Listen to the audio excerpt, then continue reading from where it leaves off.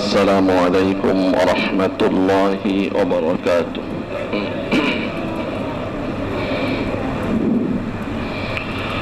إن الحمد لله نحمده ونستعينه ونستغفره ونؤمن به ونتوكل عليه ونعوذ بالله من شرور أنفسنا ومن سيئات أعمالنا. من يهد الله فلا مضل له ومن يضلله فلا هادي له. ونشهد أن لا إله إلا الله وحده لا شريك له. ونشهد أن سيدنا وسندنا وحبيبنا وحبيب ربنا وأولانا ومولانا محمدا عبده ورسوله. أما بعد فقد قال الله سبحانه وتعالى: أعوذ بالله من الشيطان الرجيم. بسم الله الرحمن الرحيم. وقال نوح رب لا تذر على الأرض من الكافرين ديارا إنك إن تذرهم يضلوا عبادك ولا يلدوا إلا فاجرا كفارا. رب اغفر لي ولوالدي ولمن دخل بيتي مؤمنا وللمؤمنين والمؤمنات ولا تزد الظالمين إلا تبارا.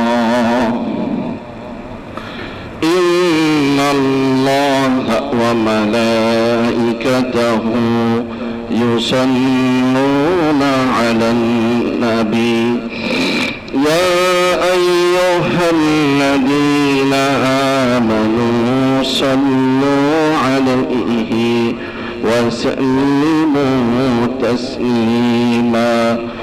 اللهم صل على محمد وعلى آل محمد كما صليت على إبراهيم وعلى آل إبراهيم إنك حميد مجيد.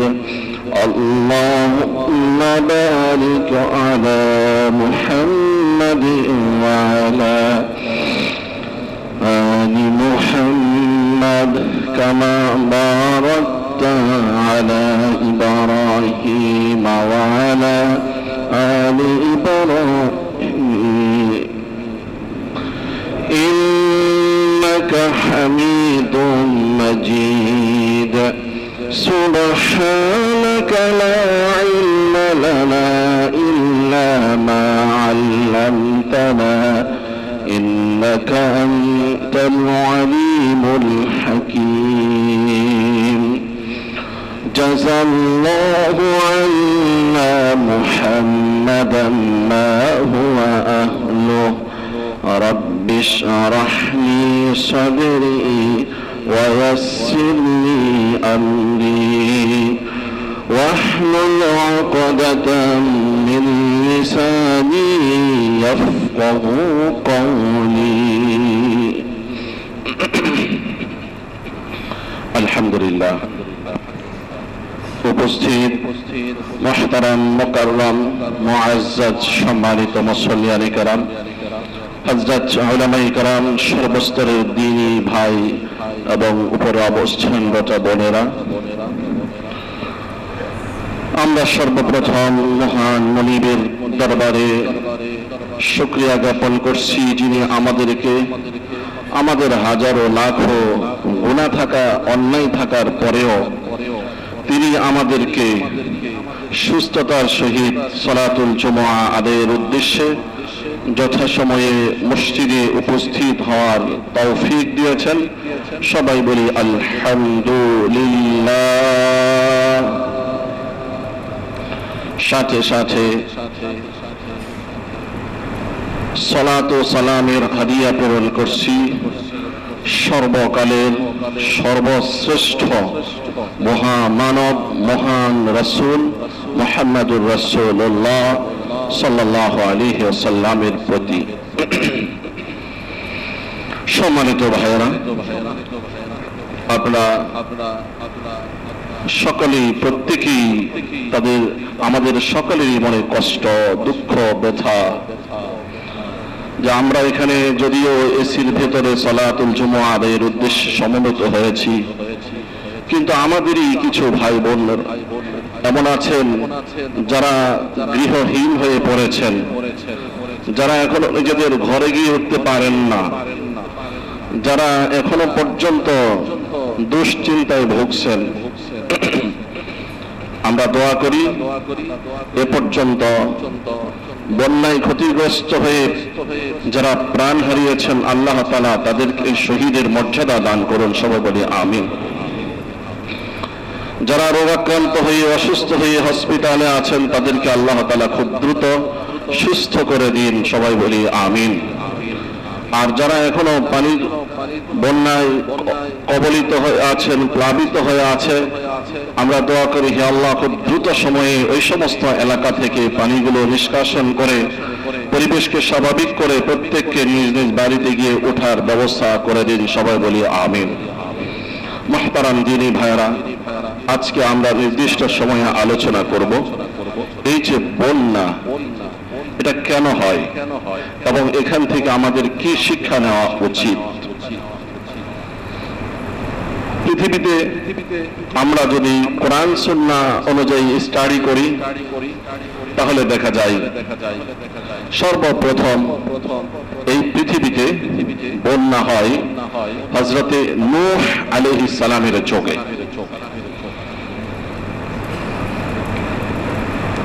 নূহ আলাইহিস সালামের যুগে বন্যা কেন হয়েছিল? খুব সংক্ষিপ্ত কারণ, আল্লাহর নাফরমানির কারণে। হযরত নূহ আলাইহিস সালাম সবচেয়ে বেশি সময় নিয়ে, কেউ কেউ বলেন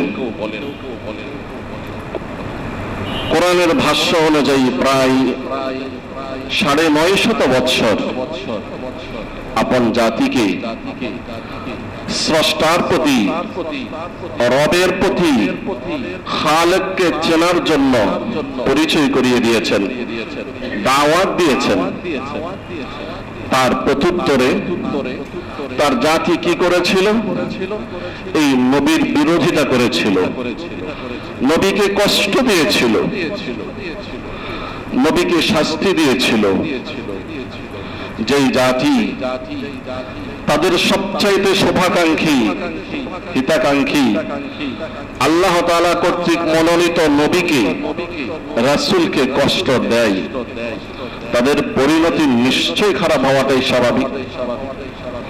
মুহতারাম দ্বীনী ভাইয়েরা, যখন হযরত নূহ আলা নবিয়িনা ওয়া আলাইহিস সালাম যখন জানতে পারেন ওহীর মাধ্যমে তার সম্প্রদায়ের লোক আর আল্লাহর প্রতি ঈমান আনবে না, আল্লাহকে তারা স্বীকার করে না, নবীর প্রতি ঈমান আনবে না, তখন তিনি আল্লাহ তাআলার নির্দেশেই এই বলে দোয়া করেন, যে দোয়াটি সূরা নূহের 26 নম্বর আয়াতে আল্লাহ তাআলা কোরআনুল কারীমে উল্লেখ করেছেন। কত আগের নবী আর সবচেয়ে পরের নবী আমাদের নবীর উপরে নাজিল হওয়া গ্রন্থে আল্লাহ তাআলা এই দোয়া উল্লেখ করেন। কারণ কি? কারণ এটাই যে নূহ আলাইহিস সালামের জাতি যে অন্যায়, যে অপরাধে এই বন্যার শাস্তি পেয়েছিল, তো এই যুগের মানুষ তারাও যদি সেই অন্যায়ে লিপ্ত হয় তাহলে তাদের জন্য এদের জন্য একই শাস্তি হতে পারে। আল্লাহ তাআলা হযরত নূহ আলাইহিস সালামের দোয়া এইভাবে উল্লেখ করেন, وقال نوح আর নূহ তিনি বললেন, রব্বি লা তাযার আলাল আরদি মিনাল কাফিরিনা দাইয়ারা, হে প্রভু এই পৃথিবীতে কাফেরদের আর কোন ঘর বাড়ি আপনি অবশিষ্ট রাখবেন না। কারণ যদি কাফেরদের ঘরবাড়ি বা কাফেরদের বংশ যদি অবশিষ্ট থাকে, এই বংশ থেকে আবার কাফেরই জন্মগ্রহণ করবে। ইন্নাকা ইনতাযরহুম ইউদিল্লু ইবাদাকা ওয়া লা ইয়ালিদু ইল্লা ফাজরান কাফফারা, কেননা যদি আপনি তাদেরকে ছেড়ে দেন তাহলে তারা এই পৃথিবীতে আপনার প্রকৃত বান্দা বান্দি যারা মুমিন আছে তাদেরকে কষ্ট দিবে, পথভ্রষ্ট করবে, আর এদের মধ্য থেকেও এমন কেউ জন্মগ্রহণ করবে না যারা মুমিন হতে পারে, বরং জন্মগ্রহণ করবে ফাজরান কাফফারা, যারা হবে ফাজের, ফাসিক, যারা হবে কাফের। রব্বি গফিরলি, হে প্রভু আপনি আমাকে ক্ষমা করুন, ওয়ালিওয়ালিদাইয়া, আমার মা বাবাকে ক্ষমা করুন, ওয়ালিমান দাখালা বাইতিয়া মুমিনান, আর যে ব্যক্তি আমার এই ঈমানের ঘরে আশ্রয় নিয়েছে মুমিন অবস্থায়, এবং সকল মুমিন মুমিনাতকে আপনি ক্ষমা করে দিন। ওয়ালা তাজিদিজ জালিমিনা ইল্লা তাবারা, জালেম সম্প্রদায়কে যত আপনি ছেড়ে দিবেন তাদের জুলুম বৃদ্ধি হওয়া ছাড়া তাদের কাছ থেকে আর কোনো ভালো কিছু আশা করা যায় না। সূরা নূহের শেষে এই 26, 27, 28 এই তিনটি আয়াতে আল্লাহ তাআলা হযরত নূহ আলাইহিস সালামের এই বদদুআ, খারাপ দোয়া, কাফেরদের জন্য এই বদদুআ, মুমিনদের জন্য ভালো দোয়া তুলে ধরলেন। সম্মানিত ভাইরা, তাহলে আমরা বুঝতে পারলাম এই পৃথিবীতে সর্বপ্রথম আল্লাহ তাআলা পানির শাস্তি দিয়ে, বন্যা দিয়ে যাদেরকে ধ্বংস করেন সেই জাতি হলো কোন জাতি? হযরত নূহ আলাইহিস সালামের জাতি। এক পর্যায়ে নূহ আলাইহিস সালামের জাতি হযরত নূহ আলাইহিস সালাম এবং তার সাথে যারা ঈমান এনেছেন কি পরিমাণ কষ্ট দিয়েছে, কঠিন কষ্ট দিয়েছে। আল্লাহ তাআলা সেজন্য নবীর দোয়া কবুল করেন, নবীকে আল্লাহ তাআলা নির্দেশ প্রদান করেন এইভাবে, ওয়াসনাইল ফুলকা বিআয়ুনিনা, হযরত নূহ আলাইহিস সালামকে বলেন আপনি একটি কিস্তি নৌকা নির্মাণ করেন আমার নির্দেশ ক্রমে, একটা নৌকা কিস্তি নির্মাণ করেন। ওয়াসনাইল ফুলকা বিআয়ুনিনা ওয়া ওয়াহয়িনা ওয়া লা তুখাতিবনি ফিল্লাযীনা যালামু ইন্নাহুম মুগরাকুন, সূরা হুদের 37 নম্বর আয়াত, যে আপনি একটি কিস্তি নির্মাণ করেন। এগুলি হলো পূর্ব ভূমিকা। যেহেতু আল্লাহ তাআলা শাস্তি দিবেন, নূহ আলাইহিস সালাম দোয়া করছেন আল্লাহ এই জাতিকে আপনি শেষ করে দেন, আল্লাহ তাআলা শেষ করে দিবেন, এমন ভাবে শেষ করবেন যাতে তাদের বংশধর কেউ বাকি না থাকে।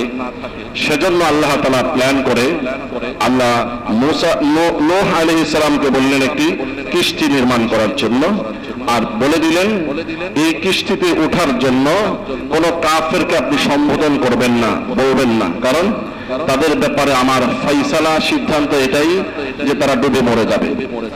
ওয়াসনাউল ফুলক, আর হযরত নূহ আলাইহিস সালাম এই কিস্তি নির্মাণ করা শুরু করলেন। وَكُلَّمَا مَرَّ عَلَيْهِ مَلَأٌ مِّنْ قَوْمِهِ سَخِرُوا مِنْهُ আর যখনই এই কাফের সম্প্রদায় নূহ আলাইহিস সালামের পাশ দিয়ে অতিক্রম করছিল, তখন তারা নূহ আলাইহিস সালামকে এবং তার এই কর্মকাণ্ডকে, এই কিস্তি নির্মাণ করাকে নিয়ে উপহাস করছিল। তারা বলতো, এখানে কোনো পানির নাম গন্ধও নেই, এই পাগলটা কেন নৌকা বানাচ্ছে, এই নৌকা দিয়ে হবে কি? সমাজে এরকম কিছু লোক সব সময় থাকে, সে মনে করে তার মেধা আর তার ব্রেন এই পৃথিবীতে আল্লাহ যা দিয়েছেন, এরপরে এরকম মেধার বুদ্ধি কাউকে দেন নাই। এজন্য সবসময় নিজের বুদ্ধিকে প্রাধান্য দিয়ে কথা বলার চেষ্টা করে, সিদ্ধান্ত নেওয়ার চেষ্টা করে, সবকিছুতে নিজেকেই প্রাধান্য দেওয়ার চেষ্টা করে। নূহ আলাইহিস সালাম সুন্দরভাবে জবাব দিলেন, ক্বালা ইন তাসখারু মিন্না, সূরা হুদের 38 নম্বর আয়াত। ক্বালা ইন তাসখারু মিন্না, যদি তোমরা আজকে আমাদেরকে নিয়ে উপহাস করো, ফা ইন্না নাসখারু মিনকুম কামা তাসখারুন, যদি আজকে আমাদেরকে নিয়ে উপহাস করো, বেশি দিন লাগবে না, কিছুদিন পরেই আমরা তোমাদেরকে নিয়ে উপহাস করব। ফাসাউফা তা'লামুন, তখন বুঝবে এই উপহাসের মজা কেমন। মাইয়াতিহি আযাবুন ইউখজিহি, যখন এই কারো কাছে আল্লাহর শাস্তি আসবে, তখন এই শাস্তি তাকে লজ্জিত করবে। ওয়া ইয়াহিল্লু আলাইহি আযাবুম মুকিম, দুনিয়ার শাস্তিতে এই শাস্তি শেষ নয়, বরং তার কাছে আসবে আযাবুল মুকিম, চিরস্থায়ী শাস্তি, মৃত্যুর পরে পরকালে। আল্লাহর নির্দেশ আসবে, নূহ আলাইহিস সালামের কিস্তি নির্মাণ হয়ে গেল। হাত্তা ইযা জাআ আমরুনা ওয়া ফারাতান নূর, আল্লাহ তাআলা বলেন, যখন আমার নির্দেশ শুরু হয়ে গেল, বন্যার পানি আসা শুরু হয়ে গেল, একদিকে জমিনের নিচ থেকে পানি ওঠা শুরু হয়ে গেছে, যেই চুলো ব্যবহার করে মানুষ আগুন জ্বালাইতো, ওই চুলো দিয়েও পানি ওঠা শুরু হয়ে গেল। একদিকে নিচ থেকে, জমিনের নিচ থেকে পানি ওঠে, অপরদিকে সমুদ্রের পানি আসে, আবার বৃষ্টি, আসমান থেকেও বৃষ্টি বর্ষিত হয়। তিন দিক থেকে পানি এসে তাদেরকে গ্রাস করে নেয়। এখন তো আর কেউ বাঁচতে পারবে না। এবার আল্লাহ তাআলা নূহ আলাইহিস সালামকে বললেন, কুল্লা হামিল ফিহা মিন কুল্লি যাওজাইন ইসনাইন, হে নবী নূহ, প্রত্যেকটি সৃষ্টির দুটি দুটি করে পুরুষ মহিলা নরনারী মিলিয়ে এক জোড়া এই নৌকাতে আরোহণ করান।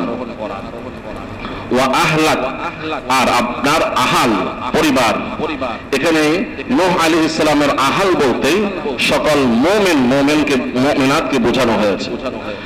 ইল্লা মান সাবাকা আলাইহিল কওলু, আর শুধুমাত্র যার ব্যাপারে আমার সিদ্ধান্ত, অগ্রিম সিদ্ধান্ত হয়ে গেছে, সে ব্যতীত। তাহলে যদি এখানে আমরা আহাল থেকে শুধু নূহ আলাইহিস সালামের পরিবারকে বলি, বোঝা গেল পরিবারের মধ্যে দুইজনের ব্যাপারে আল্লাহর অগ্রিম সিদ্ধান্ত হয়ে গিয়েছিল। একজন হলো তার স্ত্রী, আরেকজন হলো তার সন্তান। একজন হলো তার শুধু সন্তান, স্ত্রী নয়, শুধু সন্তান। ওয়ামান আমান, এবং মুমিনদেরকে তুলে নিন। ওয়ামা আমানা মাহু ইল্লা কলিল, আর নূহ আলাইহিস সালামের উপরে বেশি লোক ঈমান আনেনি, একেবারে সামান্য কিছু লোক ঈমান এনেছে। وقال اركبوا فيها, আল্লাহ তাআলা বললেন, নৌকায় যে আরোহণ করবে, কি বলে আরোহণ করবে? নৌকায় আরোহণ করার সময় বলবে, বিসমিল্লাহি মাজরাহা ওয়া মুরসাহা ইন্না রাব্বি লাগফুরুর রহিম। এই জন্য ওলামায়ে কেরাম বলেন যে আমরা যখন নৌযানে আরোহণ করব তো এই দোয়াটি পাঠ করব, কি বিসমিল্লাহি মাজরাহা ওয়া মুরসাহা ইন্না রাব্বি লাগাফুরুর রহিম। এই থেকে নিয়ে সামনে অনেকগুলো আয়াতে আল্লাহ তাআলা লম্বা কাহিনী তুলে ধরেছেন, আমরা আর সেদিকে যাচ্ছি না। এখান থেকে সামান্য সময়ের মধ্যে যেই শিক্ষাটা আমাদের নেওয়া উচিত সেটা হলো এই। তো একদিকে হযরত নূহ আলাইহিস সালামকে বললেন তার উপরে যারা ঈমান এনেছে তাদেরকে নিয়ে এবং তার পরিবারস্থ যারা আছেন মুমিন তাদেরকে নিয়ে নৌকায় আরোহণ করার জন্য আল্লাহর নাম নিয়ে আরোহণ করলেন। তারপরে কি হলো, ওয়াহিয়া তাজরি বিহিম ফি মাউজিন কালজিবাল। এই নৌকা তাদেরকে নিয়ে চলা শুরু করলো এমন ঢেউয়ের মধ্যে, মাউজুন শব্দের অর্থ হলো ঢেউ। আল্লাহ নিজেই বলছেন কাল জিবাল, পাহাড়ের মতো ঢেউ। আল্লাহু আকবার। তো যে জায়গায় কোনো পানি ছিল না সেখানে নৌকা নির্মাণ করার কারণে মানুষ উপহাস করেছিল, সেই জায়গায় মুহূর্তের মধ্যে নৌকা বানানোর পরেই পানি যিনি নিয়ে এসেছেন তিনি কে? আল্লাহ। তাহলে বোঝা গেল এই পৃথিবীতে যত কিছু হচ্ছে সব কিছুর পিছনে মূল ঘটক, মূল কারণ যিনি তিনি কে? আল্লাহ। আমরা সবসময় বলি কিছু জাহিরি বাহ্যিক কারণ আছে, বাহ্যিক কারণ আসলে কারণ না, মূল কারণ হলো ভিতরগত কারণ, হাকিকি কারণ, বাস্তবিক কারণ, মৌলিক কারণ। তো এই জায়গায় আমরা যদি বলি যে পানি কেন আসছে, নূহ আলাইহিস সালাম বদদোয়া করেছেন সেজন্য না, শুধু বদদোয়াই কারণ না। নূহ আলাইহিস সালাম বদদোয়া কেন করেছেন? যেহেতু তার জাতি আল্লাহর নাফরমানি করেছে, ঈমান আনেনি, সেজন্য তিনি বদদোয়া করতে বাধ্য হয়েছে। মুহতারাম দিনী ভাইরা, আমরা যদি আমাদের আজকের সমাজের প্রতি লক্ষ্য করি তাহলে আমাদের এই সমাজে কেন বন্যা হয়? বন্যা হয় এই জন্য আল্লাহ তাআলা মানুষকে সংশোধন করার জন্য, গুনাহ থেকে বিরত রাখার জন্য বিভিন্ন ভাবে মানুষকে আল্লাহ তাআলা পরীক্ষা করেন। এই পরীক্ষার মাধ্যমে কেউ ফেল করে ব্যর্থ হয়ে যায়, তার ঠিকানা সে নিজেই গ্রহণ করে নেয়। আবার এই পরীক্ষার মাধ্যমে উত্তীর্ণ হয়ে নিজ নিজ আসনে সমাসীন হয়, নিজ নিজ মর্যাদার মুকুট তারা ছিনিয়ে নিয়ে আনতে পারে। এই জন্য আল্লাহ তাআলা এই পরীক্ষার ব্যবস্থা করেন। তাহলে পরীক্ষার মাধ্যমে যেমনি ভাবে ব্যর্থ মেধাহীন যাচাই হয়ে যায়, আবার পরীক্ষার মাধ্যমে সফল এবং মেধাবীদের পরিচয় খুঁজে পাওয়া যায়, তেমনি ভাবে আল্লাহ তাআলা এই পরীক্ষার মাধ্যমে যারা আল্লাহর শুকরগুজার বান্দা, যারা প্রকৃতপক্ষে আল্লাহকে ভালোবাসে তাদেরকে আল্লাহ যাচাই করে নেন, বাছাই করে নেন। আর যারা আল্লাহ বিরোধী তাদেরকেও আল্লাহ তাআলা চিহ্নিত করেন। কারণ এই পরীক্ষার মাধ্যমে যদি এই যাচাই আর বাছাই না হতো তাহলে যারা অপরাধী তারা আল্লাহর কাছে অভিযোগ করত যে আমাদের সমস্যা কি ছিল। এই জন্য কোরআন এবং সুন্নাহ বলে যখন মানুষের মাঝে মুসিবত আসে, বালা মুসিবত আসে, এটার মৌলিকভাবে দুটি উদ্দেশ্য হয়। এক নম্বর উদ্দেশ্য হলো এটা যারা কাফের বেঈমান তাদের জন্য শাস্তি, আর যারা মুমিন তাদের জন্য এটা রহমত স্বরূপ। কাফেরদের জন্য শাস্তি পরিষ্কার, তারা মারা যাবে। আর কিছু কাফের মারা গিয়ে লাখো কোটি কাফেরদের জন্য এটি একটি বড় মেসেজ যে আমি যদি আল্লাহর প্রতি ঈমান না আনি তাহলে আমার পরিণামও খারাপ হবে। আর মুমিন বিপদগ্রস্ত হওয়ার কারণে মুমিনের কি হবে? মুমিনদের মধ্যেও দুটি শ্রেণী আছে, দুর্বল ঈমানদার যে আমলও করে গুনাহও করে, আর সবল ঈমানদার, শক্তিশালী ঈমানদার।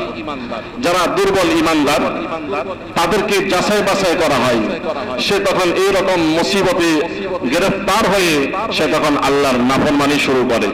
সে তখন বলতে থাকে যে আমি এত কিছু করলাম, মসজিদে গিয়ে সালাত আদায় করলাম, আর আল্লাহ তাআলা আমার ব্যবসাটা এইভাবে নষ্ট করে দিলেন, আমার দোকানটা এইভাবে ধ্বংস করে দিলেন, আমার ভিটা বাড়ি এইভাবে ধ্বংস করে দিলেন। তাহলে তার পরিণামও হয় খারাপ। আর যখন কোন মুমিন সে বলে আলহামদুলিল্লাহ আলা হাল, আলা কুল্লি হাল, সে যখন বলে ইন্না লিল্লাহি ওয়া ইন্না ইলাইহি রাজিউন, যে আমার বাড়ি গিয়েছে, আমার সম্পদ গিয়েছে, আমার ফসল নষ্ট হয়েছে, তো তাতে অসুবিধা কি, আমি নিজেও তো একদিন আল্লাহর কাছে ফিরে যাব, সুবহানাল্লাহ। এইভাবে যখন মুমিন সে আল্লাহর এই মুসিবতকে আল্লাহর পক্ষ থেকে পরীক্ষা হিসেবে গ্রহণ করে নিয়ে সে যখন বলে ইন্না লিল্লাহি ওয়া ইন্না ইলাইহি রাজিউন, আল্লাহ তাআলার পক্ষ থেকে পুরস্কার ঘোষণা হয়। আল্লাহ তাআলা বলেন উলাইকা আলাইহিম সালাওয়াতুম মির রাব্বিহিম ওয়া রাহমা, তারা এমন জাতি, এমন সম্প্রদায়, এমন ব্যক্তি যাদের উপরে আল্লাহ তাআলার পক্ষ থেকে রহমত নাযিল হয়, সুবহানাল্লাহ। ওয়া উলাইকা হুমুল মুহতাদুন, আর তারাই হলো সঠিক পথে পরিচালিত সম্প্রদায়, তারা হলেন হেদায়েত প্রাপ্ত ব্যক্তি। 157 নম্বর আয়াত সূরা আল বাকারা। তাহলে আমাদের ভাইয়েরা আজকে যারা দুর্দশাগ্রস্ত তাদেরও উচিত, যদিও তারা হারিয়েছেন, কেউ সন্তান হারিয়েছেন, কেউ স্ত্রী হারিয়েছেন, কেউ মা বাবাকে হারিয়েছেন, কেউ বসত বাড়ি হারিয়েছেন, কেউ ফসল হারিয়েছেন, কেউ আর্থিকভাবে ক্ষতিগ্রস্ত হয়েছেন, কারো এইভাবে মাছের ঘের নষ্ট হয়ে লক্ষ লক্ষ কোটি কোটি টাকার সম্পদ ক্ষতিগ্রস্ত হয়েছে, কিন্তু সর্ব অবস্থায় তাদেরও উচিত আল্লাহর এই সিদ্ধান্তকে মেনে নিয়ে আল্লাহর কাছে নিজেকে সুপর্দ করা। হে আল্লাহ, আমার সবকিছু গেলেও তো আমি তো বেঁচে আছি, আপনি চাইলে আমাকেও তো নিয়ে যেতে পারতেন। মুহতারাম দিনী ভাইরা, তো এটা হবে আমাদের মুমিন ভাইদের কমেন্টস, তাদের মন্তব্য এমন হওয়া উচিত। আর আমাদের কি হবে? আমাদের হবে এই হাদিসে আসছে, কোন ব্যক্তিকে তুমি ক্ষতিগ্রস্ত বিপদগ্রস্ত দেখে তুমি উপহাস করবে না। কারণ হলো যদি উপহাস করো তো যেই মুসিবতে আল্লাহ তাকে গ্রেফতার করেছেন অচিরেই তুমি অটোমেটিক ওই মুসিবতে গ্রেফতার হয়ে যাবে, নাউযুবিল্লাহ। এই জন্য কারো সাথে যদি কারো শত্রুতামি থাকে যে আমার শত্রু অমুক জায়গায় তার এই বন্যার পানিতে সব নষ্ট হয়ে সে এখন ভিক্ষুকে পরিণত হয়েছে, এই নিয়ে খুশি হওয়া যাবে না। কারণ হতে পারে খুব শীঘ্রই আল্লাহ তাআলা আপনার ব্যাপারে আমার ব্যাপারেও সেই ফয়সালা করে দিতে পারেন। আল্লাহর কাছে কোনো কিছুর অভাব নেই। ইন্নাল্লাহা আলা কুল্লি শাইইন কাদির, তিনি সব বিষয়ে সক্ষম, ক্ষমতাবান। আমরা যদি ভাবি যে নিচু এলাকা ছিল সেই জন্য পানি উঠেছে, না না, আল্লাহ তাআলা চাইলে সবচেয়ে উঁচু এলাকা যেটা সেখানেও পানি উঠিয়ে দিতে পারেন। যেমন হযরত নূহ আলাইহিস সালামের ছেলে কেনান, সে ভেবেছিল আমি তো অনেক তল, অনেক লম্বা, তাই পানি আর কতটুকু উঠবে, আমাকে পানি ডুবাইতে পারবে না। হযরত নূহ আলাইহিস সালাম আপন সন্তানের ব্যাপারে আল্লাহর কাছে ফরিয়াদ করছিলেন যে আল্লাহ, এই আমার ছেলে ক্বালা নূহ রাব্বাহু ফাকাল রাব্বি ইন্নাবনি মিন আহলি, হে আল্লাহ, ছেলেটা তো আমার পরিবার, তাকে কি তুলতে পারি? রব্বুল আলামিন এত দয়ালু আল্লাহ হওয়া সত্ত্বেও যখন ছাড় দেন, এই ছাড় দেওয়ার পিরিয়ড যখন শেষ হয়ে যায়, এরপরে যখন তিনি ধরা শুরু করেন তখন আর ছাড় দেন না। এতদিন ছাড় দিয়েছেন, 950 বছর পর্যন্ত ছাড় দিয়েছেন। এরপরে যখন নূহ আলাইহিস সালাম বাবা হয়ে সন্তানের প্রতি অনুরাগী হয়ে বললেন, প্রভু আমার ছেলেটা, আল্লাহ তাআলা বললেন, এই নূহ তোমার ছেলের ব্যাপারে তুমি এখন আর কিছু বলতে পারবে না। ইন্নাহু আমালুন গায়রা সালিহ, আল্লাহ তাআলা বললেন সে তো ভালো কাজ করে না, ঈমান আনেনি। ফালা তাসআলনি মা লাইসা লাকা বিহি ইলম, অর্থাৎ আল্লাহ তাআলা নূহ আলাইহিস সালামকে বললেন তার ব্যাপারে আমার কাছে কোনো জিনিস তুমি চাইতে পারবে না, ফরিয়াদ করতে পারবে না। তাই আল্লাহ তাআলা এই সমস্ত ছোটখাটো আযাবের মাধ্যমে আমাদেরকে একটু ছাড় দেন। এই অবস্থাতে যদি আমরা ঠিক হয়ে যাই তাহলে আর কঠিন আযাব দিয়ে আমাদেরকে আল্লাহ তাআলা শেষ করবেন না। তো মুহতারাম দিনী ভাইরা, এই মুহূর্তে আমাদের জন্য যেটা করণীয় সেটা হলো, গত জুমাতেও বলেছিলাম, তারা আমাদের ভাই, তারা আমাদের বোন, কেমন যেন আমাদেরই বডির একটা অঙ্গে আক্রান্ত হয়েছে, অঙ্গ আক্রান্ত হয়েছে। তাই আমাদেরও ব্যথিত হওয়া উচিত আলহামদুলিল্লাহ এই বাংলাদেশের মানুষ দেখিয়ে দিয়েছে যে আজকের সেই প্লাবিত ডিস্ট্রিক্টগুলো, জেলাগুলোর মানুষ, তারা আর আমরা এক এবং অভিন্ন। আলহামদুলিল্লাহ প্রথম দিকে মানসিকভাবে মৌন সমর্থন করে আমরা প্রত্যেকে মানসিকভাবে ব্যথিত হয়েছি। যেরকম আমি আক্রান্ত হলে আমি ব্যথিত হতাম, সেরকম আমরা যেখানেই অবস্থানরত ছিলাম আছি, আমরা আমাদের বন্যার্থ দেখে আমরাও ব্যথিত হয়েছি, মন প্রাণ থেকে ব্যথিত হয়েছি। সাথে সাথে আমরা যেখান থেকে পেরেছি আমাদের সাহায্যের হাত সম্প্রসারিত করেছি। আলহামদুলিল্লাহ আমাদের সরকারের পক্ষ থেকেও যেমন ভাবে তাদের সাহায্যে এগিয়ে যাওয়া হয়েছে, তেমনি ভাবে জনগণের মাধ্যমে, জনগণের পক্ষ থেকেও সর্বাত্মকভাবে তাদের চেষ্টা, তাদের সাহায্যে এগিয়ে আসা হয়েছিল। আলহামদুলিল্লাহ এই এগিয়ে আসার মধ্যে আমরা উত্তরা 10 নং সেক্টরবাসীও একেবারে পিছিয়ে ছিলাম না। আমরাও আপনারাও মিলে সামান্য হলেও তাদের খেদমতে আমরা হাজিরি দেওয়ার চেষ্টা করেছি, বলেন আলহামদুলিল্লাহ। লিস্টিটা কই? গত জুমায় আপনারা যে আলহামদুলিল্লাহ টাকা পয়সা দিয়েছেন, সেগুলো দিয়ে এখান থেকে কয়েকটি আইটেম ক্রয় করে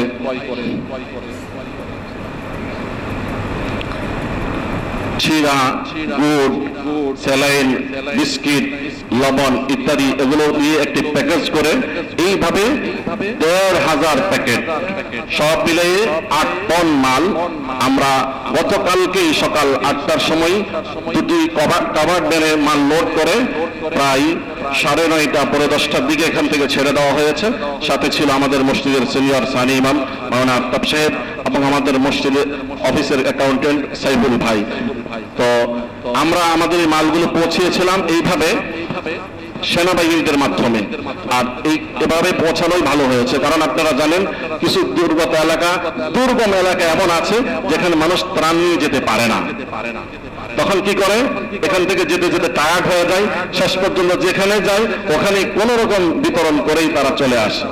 তাই আমরা আলহামদুলিল্লাহ সেনাবাহিনীদের অফিসারদের সাথে কথা বলে আমরা তাদের পক্ষ থেকে যখন এই সুযোগ পেয়েছি যে তাদের হ্যান্ড ওভার করলে তারা হেলিকপ্টারের মাধ্যমে, স্পিড বোর্ডের মাধ্যমে কিংবা নৌকার মাধ্যমে বা যেই কোনো ভাবে তারা এই দুর্গম এলাকায় গিয়ে এগুলো বিতরণ করবেন। মানে আফতাব সাহেব বলতেছিলেন রাত 3টায় তারা ফিরে আসছেন, বলছিলেন যে হুজুর আমরা যদিও গিয়েছি সামান্য কষ্ট তো হয়েছে, কিন্তু খুব ভালো লেগেছে এটা দেখে যে আমরা আমাদের গাড়ি থেকে আনলোড করেই তাদের সেনাবাহিনীদের গাড়িতে তুলে দিয়েছি এবং আমাদের উপস্থিতিতে এই গাড়ি ওই বন্যার্ত এলাকার দিকে নিয়ে যাওয়া হয়েছে। সুবহানাল্লাহ।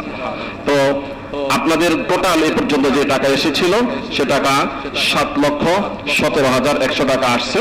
তো এর মধ্যেই যেভাবে সম্ভব ছিল এই মালগুলো ক্রয় করে আমরা তাদের কাছে পৌঁছানোর ব্যবস্থা করেছি। এখনো কিছু কিছু ভাইয়েরা টাকা দিচ্ছেন, আমরা অনেক সময় না করলেও তারা দিয়ে যান, তো একেবারে না করা যায় না। এই কারণে সামান্য কিছু টাকা জমা হয়ে গেছে, সেগুলো আমরা যদি বেশি কিছু হয় এটার জন্য আলাদাভাবে কিছু করার চেষ্টা করব। কম হইলে আমরা আমাদের আশপাশে যে সমস্ত সংস্থা কাজ করে আমরা হয়তো তাদের হ্যান্ড ওভার করবো। যেমন বৈষম্য বিরোধী ছাত্র আন্দোলন ভাইরাও যথেষ্ট কাজ করছেন, বা এছাড়াও সরকারিভাবে অথবা সেনাবাহিনীদের মাধ্যমে আমরা আমাদের এই ছোটখাটো ফান্ড তাদের হ্যান্ড ওভার করার জন্য চেষ্টা করবো। সেটাও আপনাদেরকে পরবর্তীতে আমরা জানিয়ে দেব। তো বলার উদ্দেশ্য হলো যে তাআওয়ানু আলাল বিররি ওয়াত তাকওয়া, মুমিনকে বলা হয়েছে যে তোমরা কল্যাণের কাজে পরস্পর এগিয়ে আসো। আলহামদুলিল্লাহ আপনাদের এই সামান্য প্রয়াস আমরা ওই জায়গায় পৌঁছে দিতে পেরেছি, জন্য আমরা আবারও শুকরিয়া আদায় করি, বলি আলহামদুলিল্লাহ। আল্লাহ তাআলা আমাদের এই সামান্য হাদিয়াকে কবুল করেন, আমিন। আমাদের কিছু কিছু ভাইরা বলছেন যে দেখেন সেখানে অনেক ধনী মানুষ আছে, তো আমরা এটাকে ত্রাণ বলবো না, বলবো যে আমরা হাদিয়া। কারণ যেই লোকে বৎসরে আপনার 1 কোটি টাকা যাকাত দিত, সেই লোকটা এখন যাকাত খাওয়ার উপযুক্ত হয়ে গেছে। আমার ভাইরা এই জায়গা থেকে যে শিক্ষাটা আমরা নিতে পারি সেটা হলো এই যে মানুষের টাকা মানুষকে শান্তি দিতে পারে না, মানুষের পদ মর্যাদা মানুষকে শান্তি দিতে পারে না। আজকে যারা এই সাহায্য গ্রহণ করছেন এমন খবর আপনারা শুনেছেন, এক লোক বলেছে যে 7 দিন পরে আমি সামান্য খাবার পেয়েছি, 7 দিন পরে। আবার এমনও সময় গিয়েছে কারোর সাথে কারো কোনো যোগাযোগ নেই, যৌক্তিক কারণে বিদ্যুৎ বন্ধ ছিল, কারণ বিদ্যুৎ চালু থাকলে অনেক মানুষ বিদ্যুতের কারণে মারা যেত। তো যাই হোক, এই কারণে যোগাযোগ বিচ্ছিন্ন ছিল। কি পরিমাণ কষ্ট তারা করেছে, পিকচারগুলো আপনাদের সামনে আসছে, আপনারা দেখেছেন। আমার একেবারে পরিচিতদের মধ্যে একটা ঘটনা, সেই মিরসরাইয়ের কি হয়েছে, সেখানে নবজাতক সন্তান তারা ওই নাড়ি কাটার পরেই একটি পাতিলে, বড় একটি পাতিলে উঠিয়ে দিয়েছে আর পাশে অ্যাড্রেসটা রেখে দিয়েছে। তারপরে পরবর্তীতে শোনা গেছে ওই ফ্যামিলির আর কেউ বেঁচে নেই, সবাই পানিতে ডুবে মারা গেছে। আল্লাহ তাআলা সবাইকে শহীদ মর্যাদা দান করেন, আমিন। তো এই ঘটনা যদি আমার ক্ষেত্রে ঘটতো কি অবস্থা হতো? এরকম একজন যুবক কক্সবাজার এক কলেজের ছাত্র ত্রাণ নিয়ে এসেছে, সাহায্য নিয়ে এসেছে। এই সাহায্য দিতে গিয়ে আর ওই পানির এত বেশি স্রোত, ওই স্রোতে করে সে মারা গেছে। এরকম বহু উত্তরপন্থী ভাইয়েরা মারা গেছে। কি কঠিন অবস্থা ছিল, কারণ কার মন চাই দীর্ঘদিনের ঘোড়া এই বাড়িকে, এই আসবাবপত্রকে, এত কিছুকে রেখে অন্যত্র যাওয়ার ভাবছিল অত পানি যা হয়েছে আর হবে না, যা হয়েছে আর হবে না। এরকম করতে করতে যারা থেকে গেছেন, এক পর্যায়ে দেখা গেছে যে পানি তাদের বাড়ির ঘরের ছাদ উপরেও চলে গেছে। শেষ পর্যন্ত নিরুপায় হয়ে ওখানেই মৃত্যুবরণ করেছেন, মারা গেছেন। এই ধরনের করুণ দৃশ্য আমাদের সামনে চলে আসছে। এই জন্য তাদের জন্য প্রথমত দোয়া, আমাদের পক্ষ থেকে তাদের জন্য ইস্তেগফার, এবং সাথে সাথে যে যতটুকু পারি সাহায্য করা। বলতেছিলাম এই টাকা আজকে সেখানে যারা মারা গেছেন বা কষ্ট পেয়েছেন, যারা পানিতে ডুবে মারা গেছেন বা পানি বন্ধ হয়েছিলেন, কোনো খাবার ছিল না, ওই সমস্ত লোকদের মধ্যে অনেকেই এরকম ছিল যারা যাকাত প্রদান করত, যাদের ব্যাংকে এখনো পর্যন্ত লক্ষ লক্ষ টাকা পড়ে আছে, কিন্তু সময় মতো তাদের কোনো খাবার ছিল না। আল্লাহ তাআলা বলে দিচ্ছেন, এই মেসেজটা দিচ্ছেন, হে বিশ্ববাসী, তোমরা যারা টাকার উপরে ভরসা করো, তোমরা যারা পদবীর উপরে ভরসা করো, তোমরা যারা এই দুনিয়ার আসবাবপত্রের উপরে ভরসা করো, আমি আল্লাহ তোমাদেরকে দেখিয়ে দিতে পারি যে এই আসবাব থেকে কিছু হয় না, এই সমস্ত সরু সামান থেকে, পদবী, টাকা পয়সা থেকে কিছু হয় না। যত কিছু হবে শুধু আমি আল্লাহর নির্দেশে হয়। সুবহানাল্লাহ। তাই আল্লাহর নির্দেশেই সবকিছু হচ্ছে। আমরা বাহ্যিকভাবে যদি মনে করি যে তারা পানি কেন ছেড়ে দিল, সেটা তো ঠিক আছে, কিন্তু আল্লাহ তাআলা চাইলে পানি ছাড়া, তাদের পানি ছেড়ে দেওয়া ছাড়াও তো আল্লাহ তাআলা শাস্তি দিতে পারেন। তো একদিকে তারা পানি ছেড়ে দিয়েছে, উপর থেকে যে বৃষ্টি হলো সেটার জন্য আপনি কাকে দোষবেন? সুতরাং বোঝা গেল এটা আমাদেরই কসুরি, আমাদেরই ভুল ভ্রান্তি, কারণ আমরা অন্যায় করেছি, আমরা গুনাহ করেছি। এই জন্য আল্লাহ তাআলা আমাদেরকে শাস্তি দিচ্ছেন যাতে করে আমরা ফিরে আসতে পারি। আমি একটা হাদিস নোট করে এনেছিলাম, সময় শেষ, বলা যাচ্ছে না। যে হাদিসের মধ্যে কয়েকটি কারণ বলা হয়েছে যে কেন মানুষের উপরে আল্লাহর পক্ষ থেকে শাস্তি আসে। একটা কারণ ছিল যখন অশ্লীলতা সমাজের মধ্যে ছড়িয়ে পড়ে। কি বলেন, আমাদের সমাজে কি এখন অশ্লীলতা ছড়িয়ে পড়েছে? পড়েছে না? অবশ্যই পড়েছে। এই অশ্লীলতা যখন কোন সমাজে ছড়িয়ে পড়ে, তখন সেখানে আল্লাহর পক্ষ থেকে আযাব আসে, স্বাভাবিক আযাব, সবাইকে যেখানে গ্রেফতার করে। 2 নম্বরের আল্লাহ তাআলা কারণ বলেছেন, যখন কোন মানুষ লেনদেনে কম বেশি করে, ঠকায়, একে অন্যকে ঠকানোর চেষ্টা করে, নিতে বেশি নেই, দিতে কম দেয়। তো এই স্বভাব মনে হয় আমাদের সমাজে নেই, আছে? আছে। 3 নম্বর কারণ আল্লাহ বলছেন, যখন মানুষ যার উপরে যাকাত ফরজ হয়েছে এই যাকাত দিতে অস্বীকার করে। আমাদের সমাজে, এই বাংলাদেশে যে পরিমাণ মানুষের উপরে যাকাত ফরজ হয়, সবাই কি যাকাত দেয়? দেন না। যদি বাংলাদেশের মানুষ সবাই যাকাত দিত, তো এই দেশ খুব তাড়াতাড়ি উন্নত দেশ হয়ে যেত। তো এই যাকাত অস্বীকার করে যারা যাকাত দেয় না, তাদের কারণেও এই শাস্তি আসে। তারপরে আরেকটি কারণ হলো, 4 নম্বর কারণ হলো, যখন মানুষ আল্লাহ এবং আল্লাহ রাসূলের সাথে যে প্রতিশ্রুতিবদ্ধ ছিল, এই প্রতিশ্রুতিটি যারা, এই অঙ্গীকার যারা ভঙ্গ করে, তথা ঈমান আনার পরে ভালো কাজ করবে, খারাপ কাজ করবে না, এই প্রতিশ্রুতি যারা রক্ষা করে না, তাদের কারণেও এই শাস্তি আসে। বলেন, সমাজের সকল মুসলিম সবাই কি সমানভাবে ভালো কাজ করে? না। ভালো কাজের চাইতে খারাপ কাজে আমরা অনেক সময় বেশি করি। 5 নম্বর কারণ হলো, 5 নম্বর কারণটা এখনো ভালো করে শুনি এবং ফিউচারের সুযোগ আছে এই 5 নম্বর কারণটা যাতে আমাদের মাঝে রিপিট না করে, দ্বিতীয়বার না আসে। 5 নম্বর কারণ হলো ওয়ালাম তাহকুম আইম্মাতুহুম বিকিতাবিল্লাহি ওয়া ইয়াতাখায়য়ারু মিম্মা আনজালাল্লাহ।